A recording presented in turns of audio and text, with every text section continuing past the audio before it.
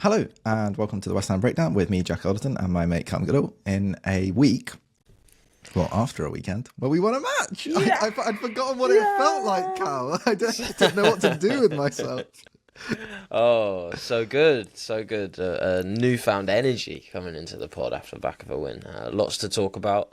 History made as well, right? 18 years since we won at Old Trafford, so that was has nice. It been that long? Apparently, yeah. We haven't won in this whole period where... Wow. Jack wasn't even born. No, I'm joking. But yeah, history made. Very good. And yeah, enjoyed all of the stuff that's come out of it after as well. The videos of Soucek pushing the leaving players to the front to clap the crowd. Todibo saying all sorts of great stuff after the game. And I think Gido Rodriguez saying that he cried. Really? Which, yeah, oh my apparently. Goodness. He said he fulfilled a dream by playing at Old Trafford and winning. So... yeah, don't know what's going on in that dressing room, but we won, and maybe it's such a strange feeling for them at the minute that they're all having some sort of adverse reaction.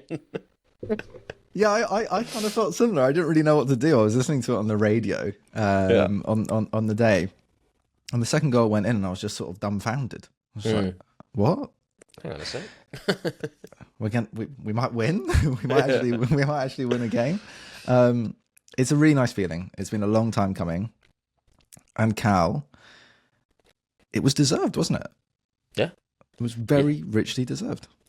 Yeah, very. It felt very controlled. I mean, the caveat is that United were dog. But as we said on the previous podcast, you can only beat the team that is put out in front of you. And I think we did a very professional job. Players that have looked good in weeks where we haven't been getting results looked even better. And players that haven't looked great, and perhaps a part of the reason we haven't been getting the results, all seem to step up. And we got contributions from players that I didn't even think we would see play for West Ham again, which was great to see as well. So, yeah, all round, everyone stepped up, everyone set the level. And particularly with those players that we didn't expect to see, I was probably most pleased because so much has been said about who's staying and who's going this summer. And because the season's over, you could kind of expect those players in particular to kind of be like, okay, whatever, like, I don't really care. We're probably going to lose. We're away from home. Season's done. And they didn't do that. And that was the most pleasing thing. Second only to the fact that I have now seen the club that I support post a video with a pass counter on their social media channels. And that is something that I did not think I would ever see at West Ham.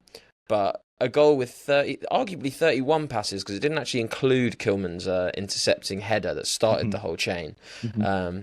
But yeah, like, wow, hell yeah. I'm so here. This is it. I want to see that broken. I'm waiting for the 32 pass goal now. I was going to say, have we completed it for you now? Yeah, that's it. I've been waiting for this for years. This is what you've been after for forever. It was a very, very good goal, though, wasn't it? It was a brilliant goal. It was amazing. And I mean, it's a good place to start, actually. I thought the involvement of two players in that goal specifically, both Aaron Cresswell and Aaron Wan-Bissaka, the two Aarons, was incredible. I thought the way they helped build play down that side, and then the way Wan-Bissaka cut in and played it through to Kudus was just a magnificent bit of play. And also Cresswell, I mean, we spoke about him at length last week. I don't want to go over the same ground again this week, but again, what a performance again from a player that's, we just announced that he's due to leave the club at the end of the season. Why? I mean, how could we possibly be doing that? Because when a player can play at that level, what are you doing not keeping them?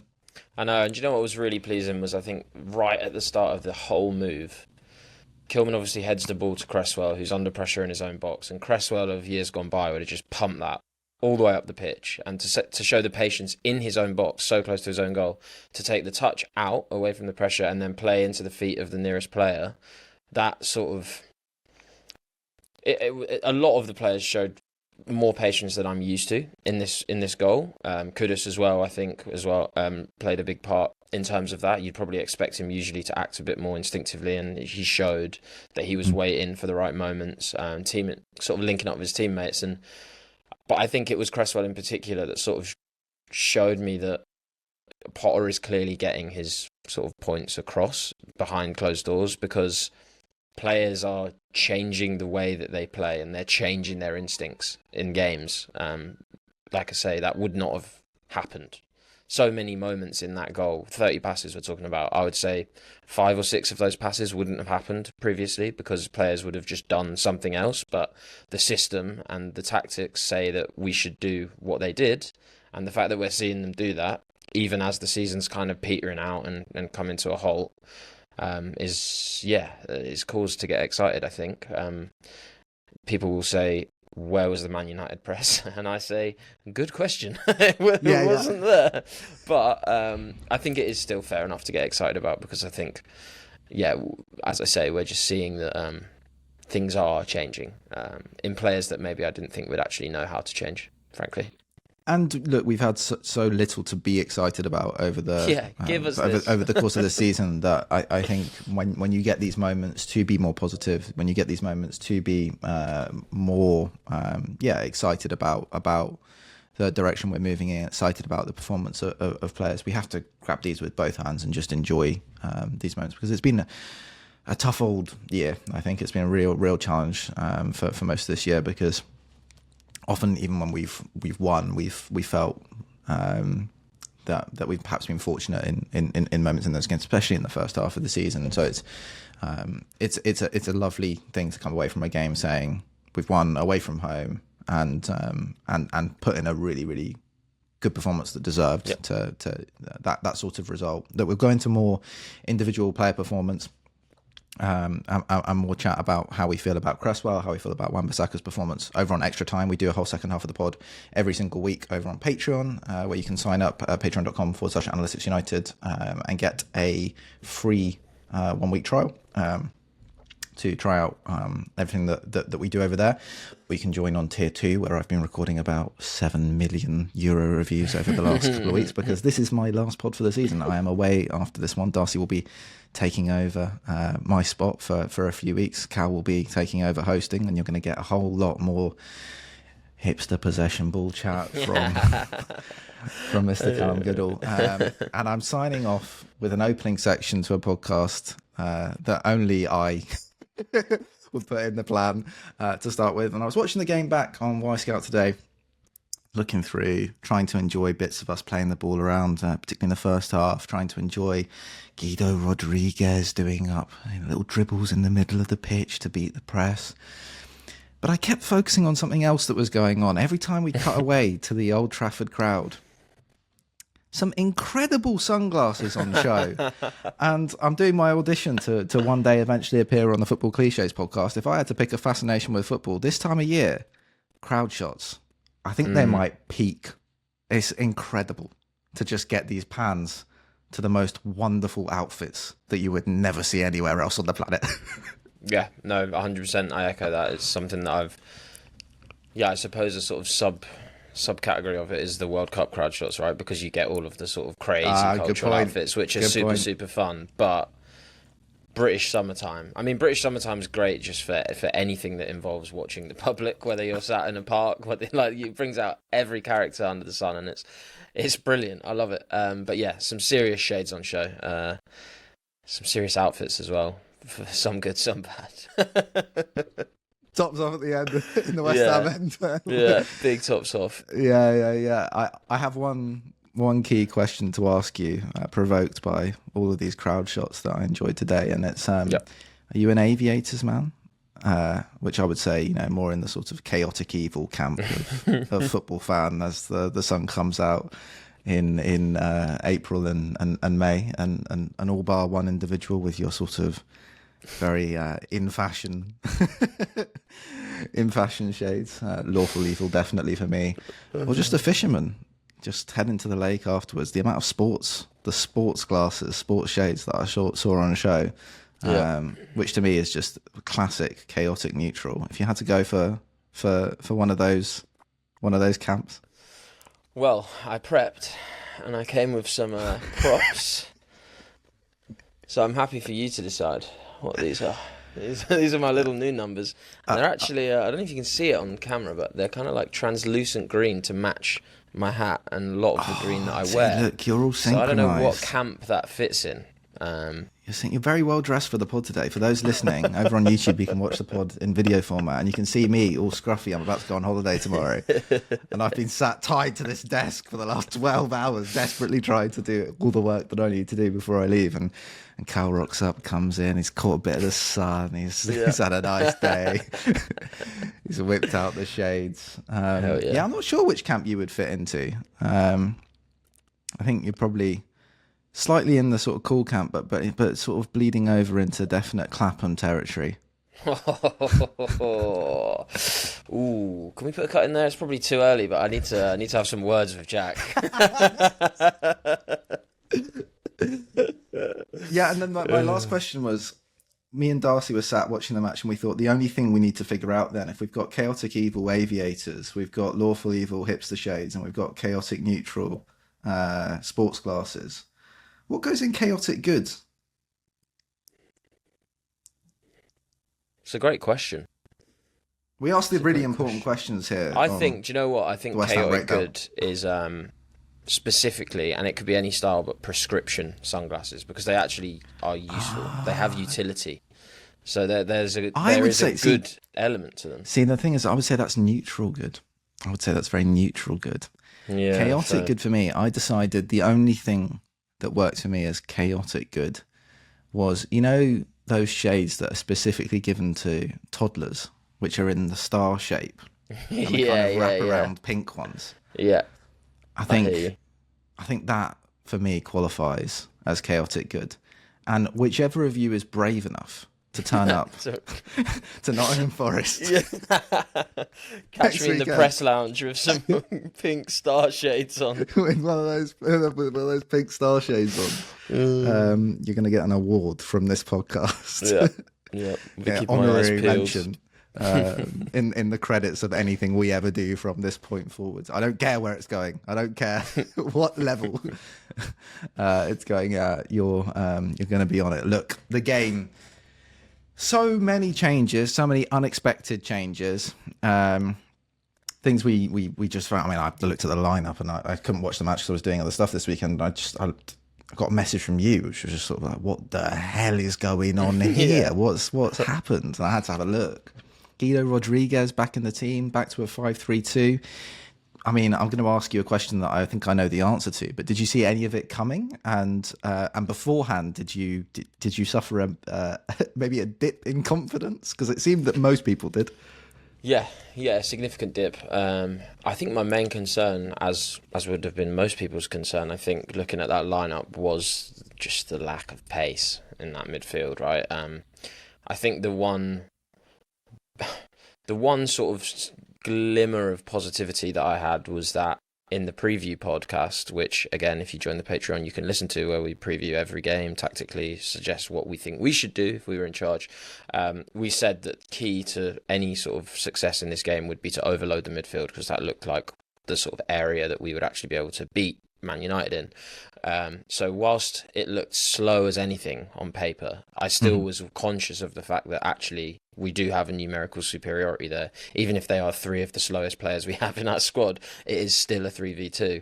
And two of them. And also, if there's any team that you're playing against that you can get away with slow as anything in the midfield. Exactly.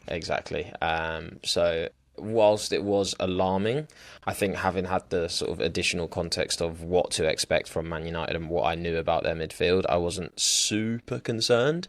And then you add in the fact that you've actually got Soucek further up the pitch to just harass these young centre-backs that have, or young or perhaps not Premier League proven to a decent level centre-backs aerially, just getting in there and causing all sorts of nuisance, which was again reassuring. But sure, I mean, I was shocked. If as I said at the top of the pod, players that I did not expect. I did not think I would see Gido Rodriguez in a West Ham shirt again. I'm very glad I did. It's fun with Gido, because I think even when I look back at my notes from the start of the season, it feels like an age ago when he was last playing regularly. And I look back at my notes and I see a lot of sort of, we do player ratings segment on the Patreon, which is really focused away from sort of what you would typically get with ratings, where it's you just pick up kind of the narrative of the game in the ratings. So players that do have the big moments get the high ratings, and we're more looking to try and sort of quantify what was the aim with playing this player? What was their job? What was their function in the team for this match? And how well have they performed in their actions with consistency across the match in doing that? So, sometimes players that maybe you wouldn't expect to get rated so highly come out better because the level of consistency is really good across the game. So, for example, like Ward Prowse has come out really well under Potter because he's playing a very clear role in the team, and he's kind of executed it. Well, I think he has. He's executed it very consistently since he's come back into the team. So often has benefited quite nicely in that setup. And I look at Gido Rodriguez across the season. I see lots of sort of 6s and 7s, decent performances. And obviously our feeling throughout that period was, this guy in terms of physicality and ability to cover ground is causing surrounding issues, which is absolutely still the case and remains valid. But in his individual actions, when it's not about around him and the follow-on impacts of having him in the midfield and the other issues it might create, he is really quite consistently good at doing very similar things to what Ward Prowse does, isn't he? Yeah, I completely agree, and it raised some questions with myself, to be honest, coming out of the game, because again, looking towards the summer with how much work we've got to do, I'm just like, is there a squad role for this guy? He had a 3-year contract on the table from Barcelona. He's a World Cup winner. And if you create a system that protects against his weaknesses and highlights his strengths, I think he actually probably is a useful squad player in the same way that Ward Prowse is. I guess the question mark is, can you sort of turn some profit off him because we picked him up on a free, and if there's interest, you flip him. But if there is no interest, then I probably wouldn't be against keeping him around for games like this. He's not going to be a starter, but in a game where you go into the match knowing that you're not going to get outrun in midfield because United have a slow midfield anyway, so you're not really worried about all of that. And then also you factor in that he was kind of stitched up at the start of the season by being put into a system that massively highlighted all of his weaknesses, and therefore he didn't really get to show his to make him look bad. It was like, I know what we're going to do. We're going to put the wing backs way high up. We're going to leave you to sit here in the hope that you can just ping some switches.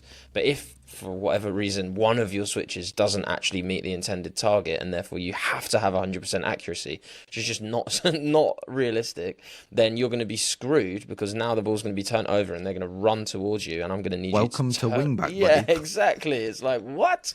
Whereas now in this system, I think Potter with this slightly more, just tactical nuance, really, isn't it? He changes every game because of the opposition and also because of the players he's got at his disposal. And I think under a manager like Potter, who I would assume is never going to send someone out in a role that is just going to make them look crap, because he's not that guy, and also he's too smart for that, I think Guido becomes more useful, because whenever he does feature, he's likely to be put in a role where he can actually show off what he is good at, which is incredibly secure in possession, pretty solid decision making in terms of when to release, when to take on, when to play forward, when to play sideways and backwards, all of which are absolutely essential to how any system under Potter's going to want to play, because ball security and possession is sort of very high on the list of what he's looking for. So yeah, it was a great performance. I was really pleased to see it, and sort of does raise a question mark going into the summer, because in all the planning that I've done, I'd sort of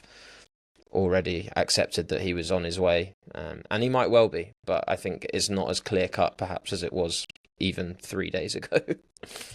Yeah, I think the contrasting way of looking at that would be to say, how often do you come up against midfields that are that physically limited in the Premier League? I mean, it never happens. I mean, there's a reason why Man United are where they are this season.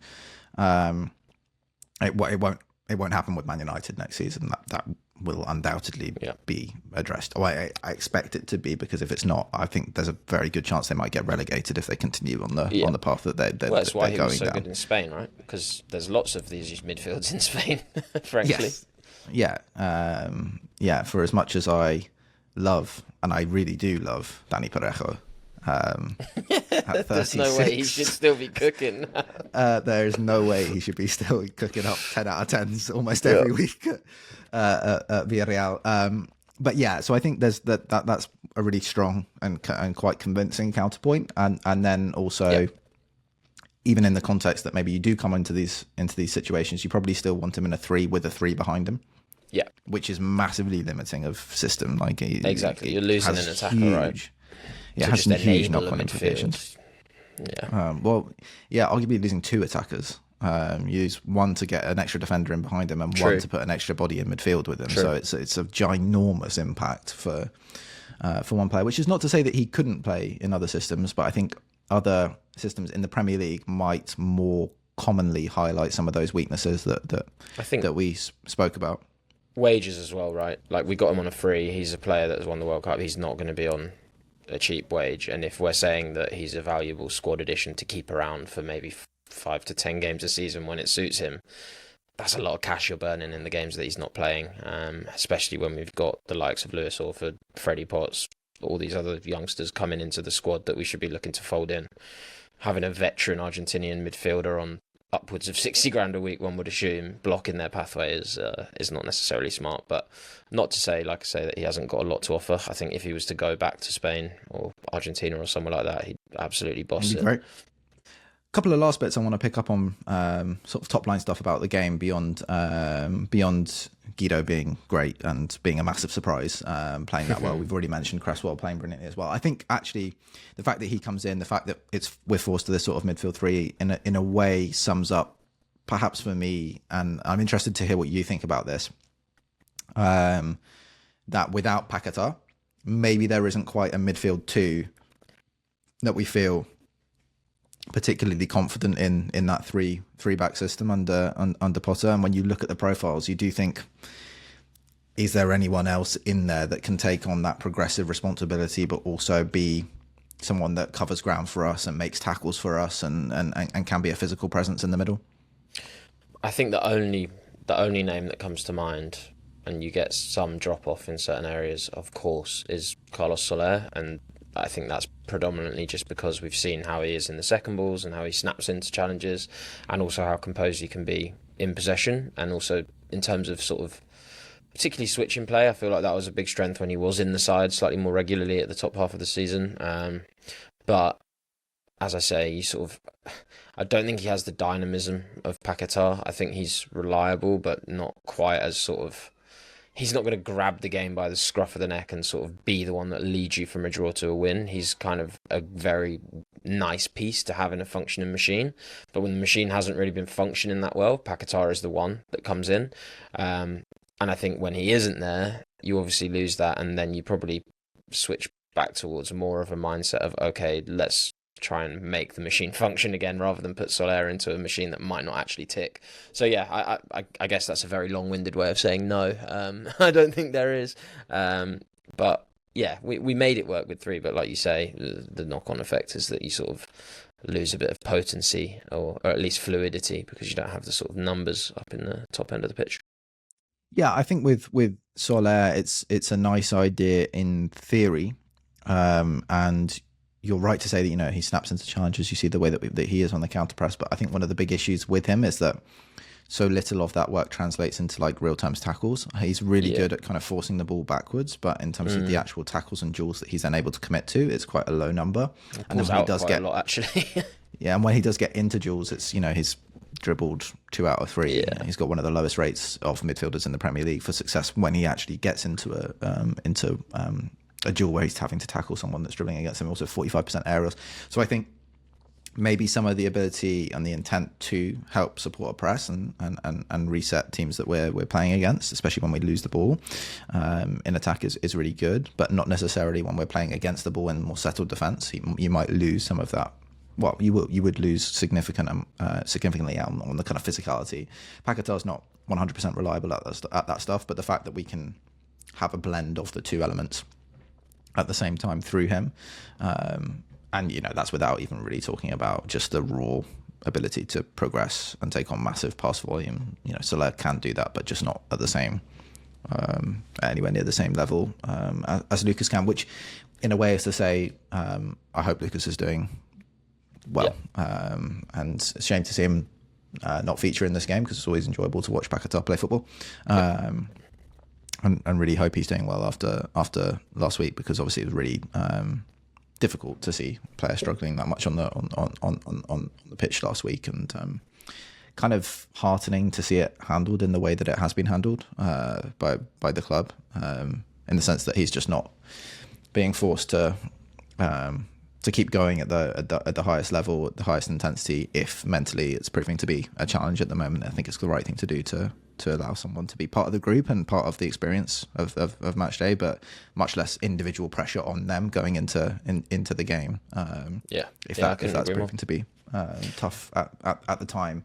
The last person in midfield that we should speak about, and we're talking mainly about midfield because I think it was a big thing that changed and it had a big impact on the game, and I think it worked. Overloading the midfield really helped us control and be effective. Soucek, given the job of sort of jumping to forwards in attack, and then also defensively really playing like a striker in our out of possession approach, pressing the central centre-back. He is, I mean, he's a cheat code, isn't he? He's just absolutely brilliant. There are things that you have to deal with him. There are counterbalancing issues that are raised, and sometimes when the pressing distances are increased for him, if he's doing that jump from midfield into the front line, it's a real challenge. I thought he managed that role so incredibly well in the first half. He was really effective as an additional body for us in the front line, and then with a completely different job in the second half. I thought he thrived in the number of headers that he had to make out of the box right at the end in the last 10-15 minutes. It was sort of like it would be unfair to say a one-man carry job, but he did an amazing job at heading so many balls out of the box, at helping us defend our box at the end under huge amounts of pressure. And I think it was really, really nice to see another game under another manager where once more he stands out as someone that, regardless of what you do tactically, even if his limitations are very obvious to everyone, he will always find a way to thrive. It's like moss, just it's impossible that he doesn't grow and dominate the spaces that he's meant to dominate. Tomáš Souček, something in that. Oh, you know what? Charlie's in the background producing. You might have done the title there. But no, I completely agree. There's been so much talk about him leaving this summer. I just would not sanction it. If I was in charge, I think he's just way too important to the squad on a character level, but also just as, I mean, what an asset to have. You're going to have games. Turn to Toronto rapper there. You're going to have games where. You look the part. Yeah, thank you. Where you're not going to have it all your way. And actually, in this game, we did for a lot of the game. For a lot of the match, we were in control. And I think this is probably the case in point, right? To sort of silence a lot of the critics of, he can't function in a Potter side, We pulled together a string of 31 passes with him in the side that led to a goal that he finished. Mm-hmm. So he can exist in a side that has sort of high possession and big passing chains, and as long as he's the one that's actually, again, I guess it comes back to what we said about Guido, right? Potter finding systems that maximise the strengths and minimise the weaknesses of players and making use of the tools that he's got at his disposal. He's recognising that, okay, perhaps Soucek isn't exactly the perfect midfielder that I would like to enable a lot of the stuff that I want to do. However, I've got enough players in Wan-Bissaka, in Kudus, in Ward-Prowse who can sit comfortably on the ball. I can build possession away from Soucek, where he's not involved and he's not got that much responsibility in possession. And I can make sure that he is there when the final action needs to be made, because in the box, he is so clinical. He's proven he can do that. And then, as you say, at the other end of the pitch, when you've got that lead and you're trying to hold on and establish an element of control, but also dig in and see out games, who else would you want in that scenario? Literally wouldn't want anyone else. Yeah, no one. So yeah, I mean, it'll be interesting to see what happens this summer, because I think whilst he is proving what a squad player he can be for us, even a starter, at the same time, he's also proving what an asset he could be to literally so many other teams in the Premier League and across Europe. And if he doesn't think he's going to start every game here, but he thinks there's another club where he will start every single match, he's well within his rights to explore that. And I think we probably owe him that. Unfortunately, as painful as it is to say, because he's been such a servant and also one of my favourite players, certainly in recent times. But yeah, I just think fantastic performance, and really pleased that he's actually been able to prove himself, as you say, under yet another manager, and probably the manager so far that everyone thought he would fail under.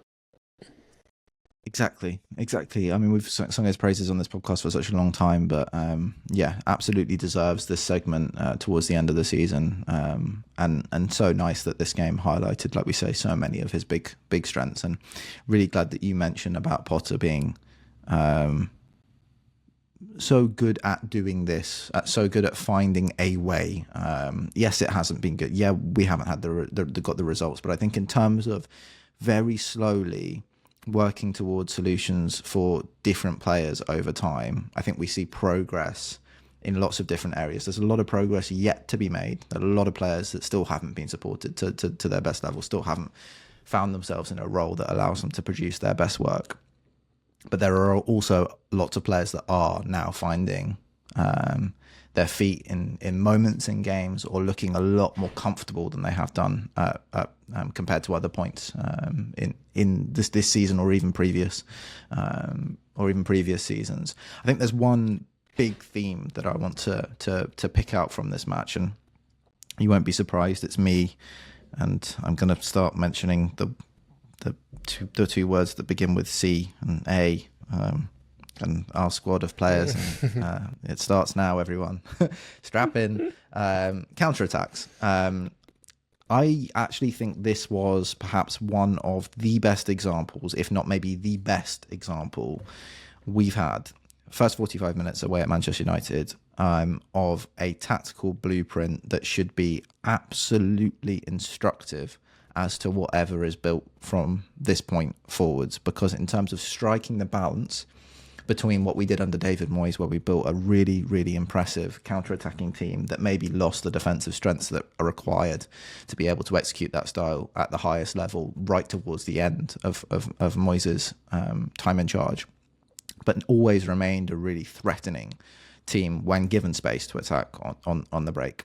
That never left. And it kind of is impossible for it to do so, because when you have Kudus and Bowen, it doesn't really matter whatever else is happening in the team. Those two players will always produce at a high level when given big spaces to run into.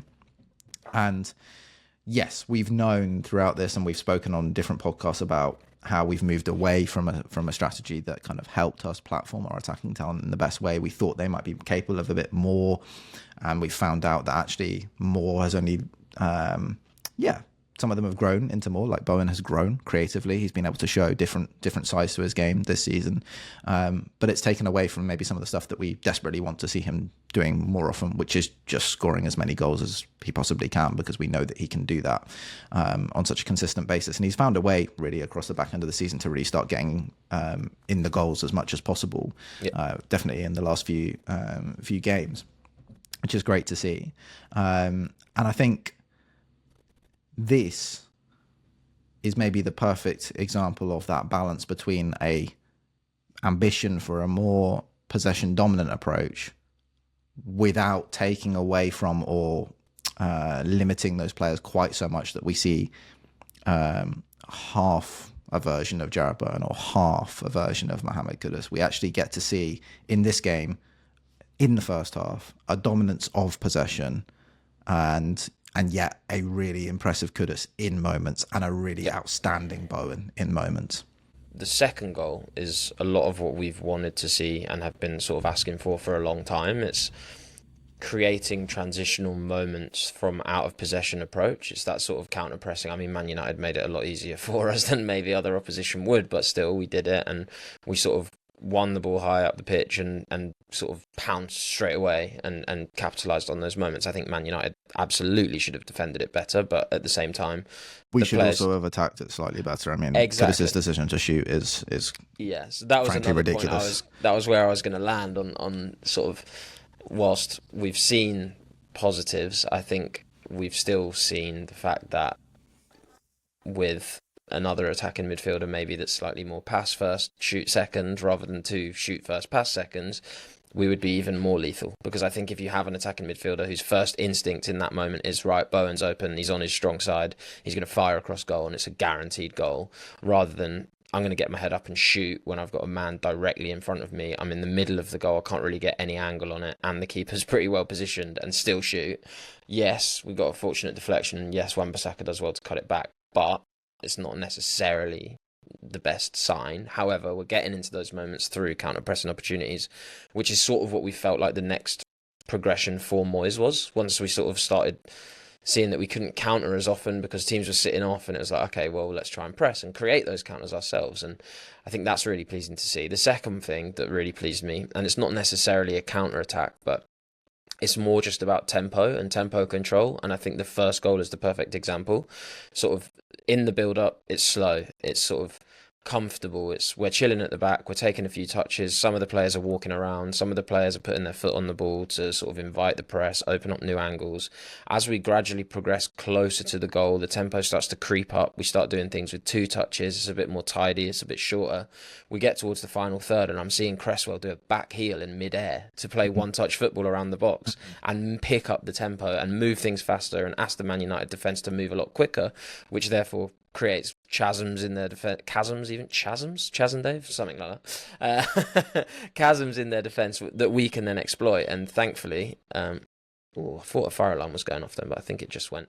Thankfully, Kudus also stepped up in this game to a level that we haven't seen recently, and I think, as you say, he was effective in both phases of play.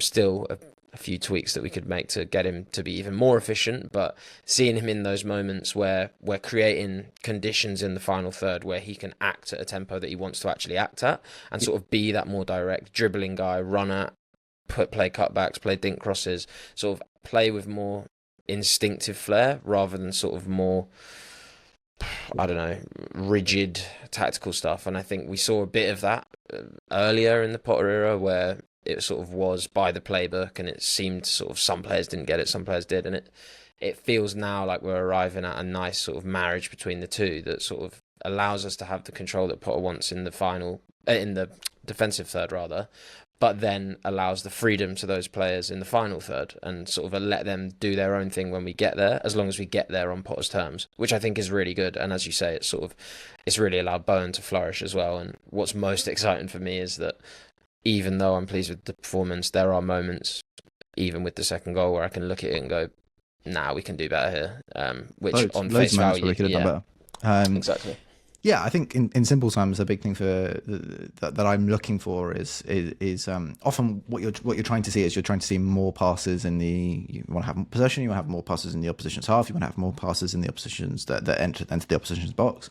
I think ultimately those conditions, whilst they make sense on paper and we control the game at the other end of the pitch, and it's good for so many reasons, kind of limit the spaces for Kudus and Bowen, kind of force them to operate in these tighter areas, kind of force them to play a bit more of a system role for the team, force decisions or a kind of maybe passivity or a level of thought that comes before the actions that actually I don't know that you want either of them to do. It's not that I don't want them to think, it's just that they're so good when they don't have to. Particularly Kudus is just brilliant when he doesn't have to think. It's just the option is so clear. He can drive straight into the space. He can carry straight into the space. He can dribble past someone, and he can immediately look to get a shot off or get a pass across goal in or cross the ball. And I think he works so good in those conditions. And the way that you do that is actually reversing one of those key ideas, which is that, right, instead of sustaining the ball and having lots of passes in the opposition's half, what we're looking to do is we're looking to have more possession. But most of those passes need to be in our half. We want to have most of the ball in our half, because what we want to do is we want to draw the opposition's defensive line up. We want to draw all of the opposition players towards us. And then when those players start moving towards us, we can accelerate the tempo. And when we accelerate, we go really quickly and we start to move forwards with real pace. And we see that, like you say, with the goal, where it's immediately after this, which is really good. The tempo of it was really good. I don't want the ball to be moved really slowly. Sometimes it's useful. It's very high risk, I think, and you need to have a really good idea of how you're going to progress and beat the press. For us, sometimes I think it's more about let's move with tempo across our back line. Let's keep the opposition moving side to side. And then when you see that gap open up, when someone makes their jump at the wrong time or it's slightly too late, that's when you want to play that really aggressive pass that breaks a line. That's when you want your wide centre-back, someone like Cresswell, to go, right, my role back here as a centre-back is done. I'm now a left winger. I'm flying forwards. I'm going to help here. I'm going to create an overload. We're going to move the ball 1, 2, 3 passes into the box, get a shot off. I think those conditions are going to work really, really well for our attackers.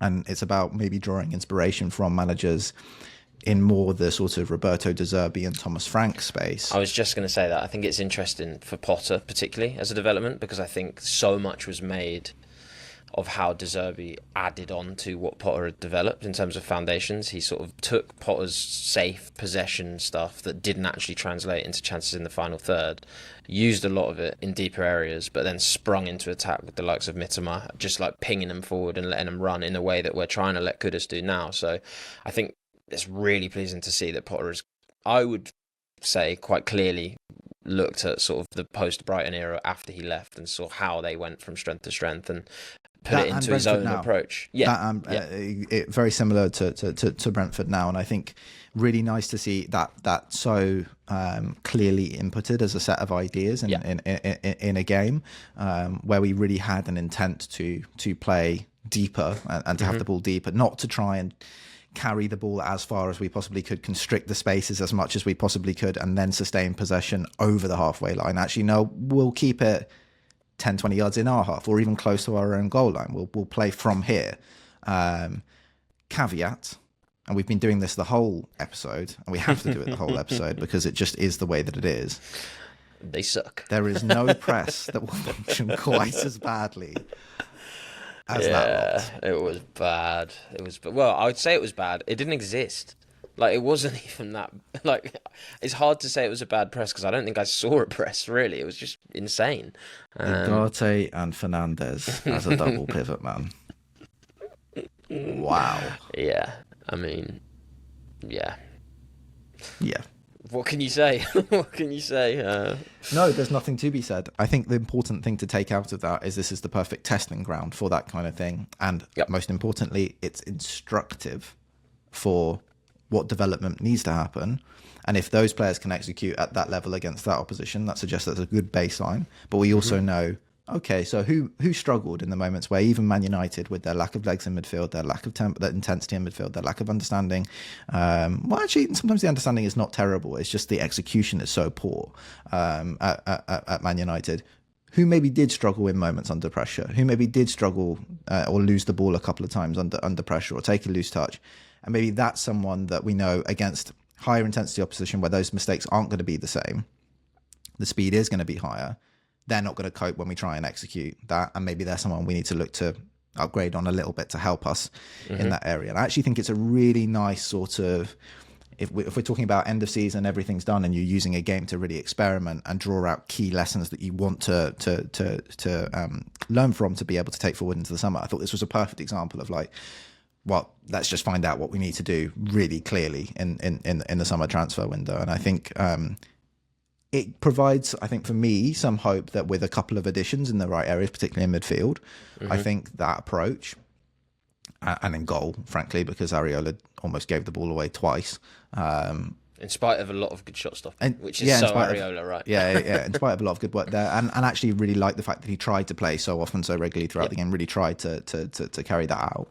I think it's clear to see that there's actually a chance that we would be able to execute that relatively well, which I'm going to be a little bit careful about how I say this. I do think someone like Bowen's numbers could absolutely explode in that kind of approach. I also think Kudus, I'm not sure if he's going to be here next season. Somerville, I feel very similar about. These players could produce really, really impressive attacking output in those situations. I mean, and this is not to say these players aren't good. I think they're absolutely magnificent. But if Mbomo and Wissa can do what they've done this season at Brentford, theoretically, Bowen and Kudus and Somerville and players like that should be capable of producing similar returns at West Ham, as long as they're well supplied in the same sorts of situations. Just a few numbers to evidence it.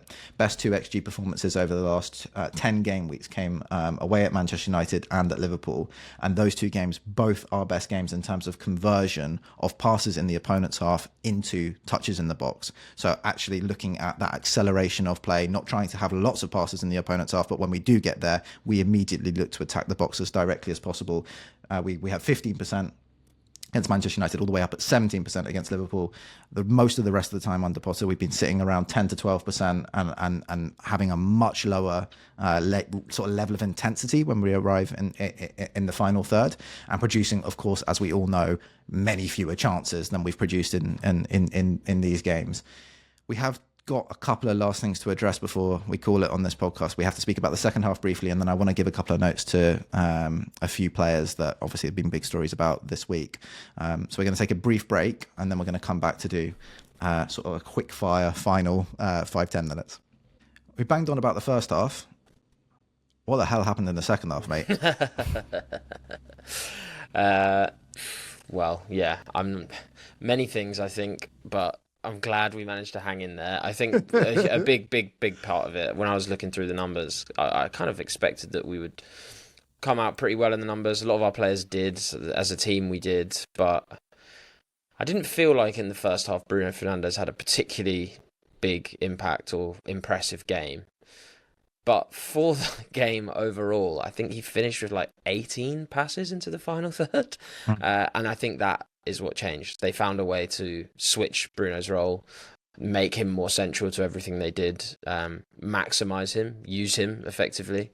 Whereas in the first half, I think that was less so. And I think as a result, we tried to approach the game in the same way in the second half. But because they switched things up, we then had to sort of adapt on the fly. And I think you look at the players we had in there, they all did a great job. But as we said, a slowish midfield, I think, is a fair way to put it, with the three players we had on there, having to adapt on the fly to a game that is slowly seeing Bruno Fernandes increase his influence was always going to be a bit of a challenge. And it felt like, particularly towards the end, we were sort of up against it. But equally, we dug in and showed a different type of performance, which is exactly what we needed. We didn't capitulate, which maybe at other points this season you might have expected us to.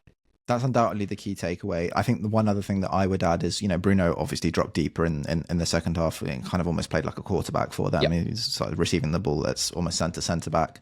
And you see it sort of 2 minutes into the second half, he drops into that position. And note for John McKenzie's series on Twitter, which has been players confused in the press, there's a lot of Jarrod Bowen with his arms out looking around going, what am I doing? What am I doing, guys? Where am I going? I don't know what I'm doing. Luke Shaw's running that way. Bruno Fernandes is going that way. Don't like it.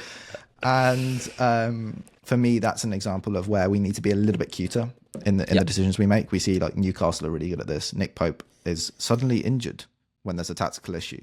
Yep. The players will come over and Eddie Howe and Jason Tindall have a big chat. Yeah. And then suddenly the problem is magically fixed. And I know afterwards. Potter can solve it for sure in game. Exactly. I think it's just about creating those moments, like you say, where you can get that message across rather than it having to be delivered from the touchline to Cresswell and then to several different players who then have to pass it on. And you get a little game of Chinese whispers going on. It's much easier if Potter can just get them all there and go, right, lads, Bruno. He's a bit of a problem, isn't he? let's exactly. Yeah, and I think the important thing there is that if you do it that way, you don't have the interim period where the message is getting across to the rest of the group, and you have what happened in the game where we dropped deeper and deeper and deeper after we got the goal. That period was really heavily impacted by Lenny Yora's injury. The game slowed down. They had substitutions that happened. And then we scored, I would say, against the run of play straight after all of that, or not long after all of that. And then the pattern of the game immediately changed. We started dropping deeper and deeper and deeper. And we didn't really know how to react to Bruno or get close to Bruno or stop Bruno doing what he was doing, which was just turn, play forward, ping straight over the defence. Naturally, the defence starts going, the ball keeps going over the top of me or into the diag, and I'm going to start to drop a little bit close to my goal. I want to protect that space. The whole team has to come back. You can't get out. Bruno starts to come forward with the ball. Now he's able to create more dangerous chances as he's moving forward into more advanced positions. And if you start at the very beginning and you say, Areola on the deck, you've hurt your ankle, the whole team comes over and you say, right, this person's responsible for getting out to Bruno and we need to press really aggressively onto him. We cannot give him that kind of time.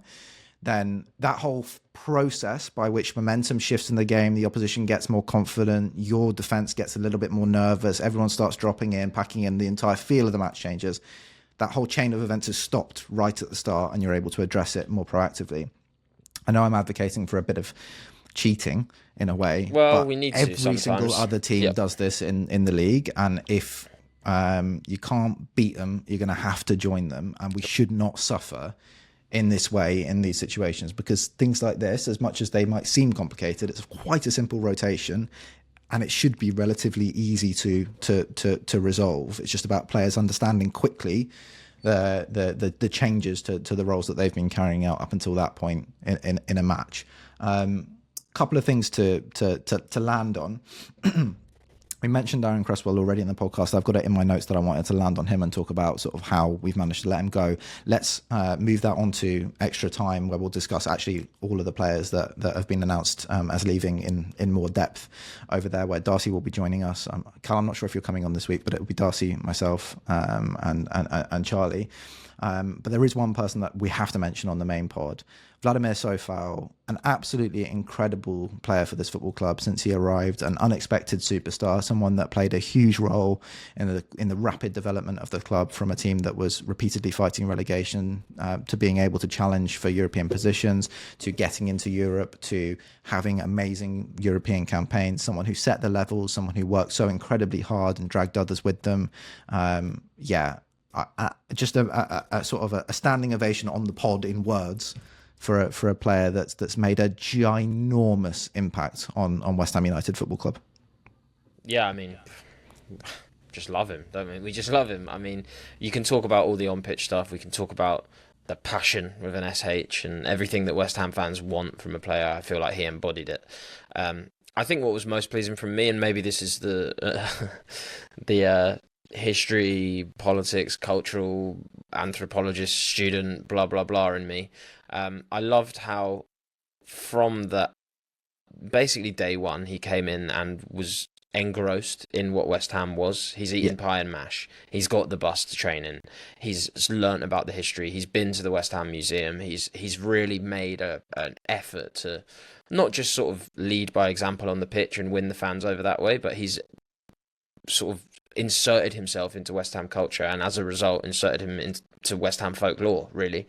I think he'll be someone kind of like Ludovic McCloskey, who I think once Coufal's left, we will talk about, we will sing about, we will remember very fondly. And I think there's not many players you can say that about at West Ham, but also at any other club. And for that, we have to thank him. And he's got 2 games left to score a goal, so no pressure. But if we don't see him up front on the final day of the season, I will be sad. I was going to say something, we're on the pitch. But instead what I'm going to say is, can we start some kind of campaign to make sure he starts the final match up front? Exactly. I think, in kind of Archie Gray fashion, who's played everywhere this season for Spurs, we need to just give Coufal a whistle-stop tour of every position quite quickly to see which position he can generate the most chances. Because it might not be up front, he might not know what he's doing. We might have to stick him on the right wing and hope for the best. Although I will say in those positions sometimes, we've had a few situations, haven't we, where he's charged through on goal. He's one-on-one with the keeper, and he's just waiting for someone to get up with him so he can pass. Yeah. The constant, can I square it yet? Or the and his mate Soucek is like, I'm sorry, my body doesn't move that fast. I'm coming, mate. I'll be there. Look, and the last thing I wanted to say, really, really, really, really, really, really, really pleased that we evidenced that against a team that maybe where we were able to show that we can have even or more legs, and we had to make adjustments to have a real dominance in there. Told you there was going to be a fire alarm. I just didn't know it was going to be half an hour later. I'm getting screamed at on my way out. This is an important point. Apparently, I've got to nail this. That we are able to play the way that we want to play at a much higher level and execute much more consistently in a match. It might be in 45 minutes, but I think it's cause for real optimism that we can say now with at least some confidence that if recruitment is done well, which is always the case ahead of any window, but if recruitment is done well in key areas, particularly in midfield, I think the feeling within matches could be very, very, very, very different next season, which gives me the final landing point of, I heard some whispers, I heard some things, there was something going on in the Discord, which you can join if you join the Patreon. I saw some messages. You mentioned a midfielder. I think is he Swiss? Yes. 3, 4, 5 years ago to me. It was a very long time ago. It was like when we started doing this. Yeah. And you said, there's this guy, he's really good on the ball, he covers ground well. We should just lump on him. We should give it a go. He'd be really, really good for us. And I went, yeah, all right. Got about 20 of these a season. Is he tall? Is he big? His name's Ardon Jashari, and he is, and he's being talked about for West Ham now, all these years later. Yeah, very pleasing. I think he was at FC Luzerne when I first caught on to him. I was watching a bit of the Swiss League, not actually for him, but I picked up on him in a game, and then was like, "Oh, who's this guy cooking at the base of midfield?" And then getting involved in the final third. I think I was watching Fabian Rieder, whose career hasn't gone quite as I'd hoped. But then I discovered Jashari, watched a lot of him, and was like, "Yeah, I'm moved by this guy. Obviously, we didn't go for him. He continues to do well in the Swiss League. Moved to Belgium at Club Brugge and has been fantastic. Now is being linked to us, which is great to see. Needless to say, I would be very excited if the move happens. It's exactly what we need. I think we need more in there. I think we need someone that's a little bit more up and down. I think he's the tempo controller type. He can get in the final third, but I think you then need a real athlete next to him that can disrupt possession. That'd be a very complementary skill set. And then I think just finally, another link that I've seen this week, which I think is another crucial position proved by Aaron Cresswell's performance in this game. Now that we know that he's leaving and he's been such a central part of the solid performances over the last two games, a left centre-back who can do that is clearly integral because we need to maintain that. And I've seen that David Hanko has been linked as well, who, again, was very high on my on my list. Now I'm excited. Yeah, exactly. So yeah, that would be, as a left centre-back, I can't really think of anyone else that I would want. People might look at it and go, "Oh, he's 27. That's fine. What have we been saying for the last few weeks on this pod? We need to bring someone in with leadership experience, a bit more of a sort of grizzled veteran, but he also comes with all that technical security in possession as well. So bringing in a 27-year-old at the height of his career to sort of solidify the back line alongside Kilman and Todibo, yeah, I'm happy. He can also play at left back as well, which is great if we want to drop into a 4 and invert one of the centre backs. So. Tacking it on at the end. We have run out of time, but that is your preview of what you will get over on Patreon over the entire summer.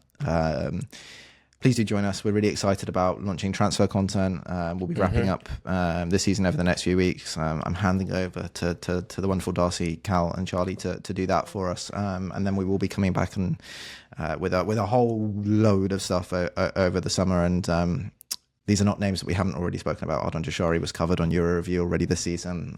These are players that we'll be able to go into depth on and have a real evidence base of reports that we've done and matches that we've watched to be able to really talk about how they can fit in at West Ham. So there's going to be huge amounts of news all summer long. It's a massive summer for West Ham. There's going to be so many transfers, I expect.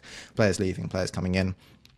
If you want to know really who they are, what they do and how they play, you can trust us to do that. And we'll be doing that. Patreon.com/Analytics United. And hope to see you there. And I will see you all in a while. I need a break. So hopefully we get a couple of wins, but I will only be finding out in a few weeks' time because I'm heading somewhere where there's no signal, there's no Wi-Fi, and I'm very much looking forward to it. So yeah, thank you all, and I'll see you in a few weeks' time, and Cal will see you next week. Assumed hosting duties next week. Come on, you answer.